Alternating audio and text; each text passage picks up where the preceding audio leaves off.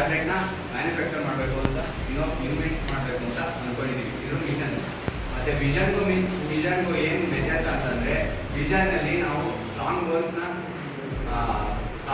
Strong ಆಗೋ ಕಾರಣಕ್ಕೋಸ್ಕರ ನಾವು ಈ ಟ್ಯಾಬ್ಲೆಟ್ ತಗೋತೀವಿ. ವಿಷನ್ ಬಲ್ಲಿ ನಾವು ಯಾವ ರೀತಿ ಈ ಟ್ಯಾಬ್ಲೆಟ್ನ ಪ್ರೆಸೆಂಟೇಷನ್ ಮಾಡ್ತಿದ್ದೀವಿ, ಇದನ್ನ ವೇರ್ ಮಾಡಿದ್ರೆ ನಮ್ದು ವಾಯ್ಸ್ ಕಮಾಂಡ್ ಮಾಡ್ತೀವಲ್ಲ, ಹ್ಯಾಂಡ್ ಫ್ರೀ ಟಚ್ ಫ್ರೀ ಆಗಿ ನಾವು ಇದನ್ನ ವರ್ಕ್ ಮಾಡ್ಬೋದು.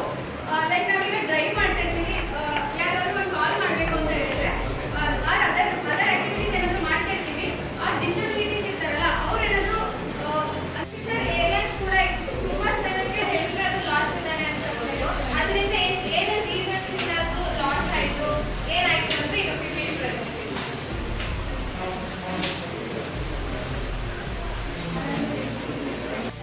ಕಾಲಕಾಲದಿಂದ ಶುರು ಮಾಡಿದ್ರೆ ನಮಗೆ ಇಲ್ಲಿ ಉಳೋ ಮೂವಿ ಕಿಕ್ಕೋ ಹೋಗ್ಬಿಡ್ತಾರೆ ಅನ್ನೋ ಕಾರಣಕ್ಕೆ, ಅದೇ ಕಾರಣಕ್ಕೆ ಅಲ್ಲಿ ಸಿಂಗೂರಿಂದ ಶಾಪ್ ಆಗುತ್ತೆ. ಸೊ ಅಲ್ಲಿ ಪ್ರೊಡಕ್ಷನ್ ಅನ್ನೋದು ಯೂನಿಟ್ ಕಡಿಮೆ ಆಗ್ತಾ ಹೋಗುತ್ತೆ. ಇವರು ಜನರಿಗೆ ಕೊಟ್ಟಿದ್ದ ಪ್ರಾಮಿಸ್ ಕೂಡ ಕಡಿಮೆ ಆಗ್ತಾ ಹೋಗುತ್ತೆ. ಇಷ್ಟು ಕಾರಣ ವಾಟರ್ ಸೈಜ್ನ ಚಿಕ್ಕ ಮಾಡಿ ಸ್ವಲ್ಪ ಅದನ್ನ ಒಂದು ಸೈಡ್ ಇಟ್ಟು ಅದಕ್ಕೆ ಮೋಟ್ರಿಗೆ ಮತ್ತೆ ಬ್ಯಾಟ್ರಿಗೆ ಸ್ಲೈಟ್ ಡಿಸ್ಟೆನ್ಸ್ ಕೊಟ್ಬಿಟ್ಟು ಬ್ಯಾಟ್ರಿ ಪ್ಲೇಸ್ಮೆಂಟ್ ಮಾಡಿದ್ದೀವಿ. ಇದು ರಾ sketch. Next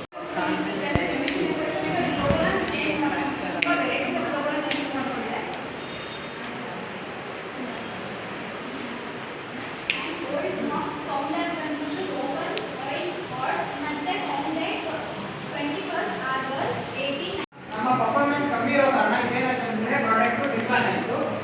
next marketing strategy. ಈ ಕಂಪ್ನಿಯವ್ರು ಏನು ಮಾಡಿದ್ರು, ಮೇಜರ್ ಫಾಲ್ಟ್ ಆಗಿದ್ದು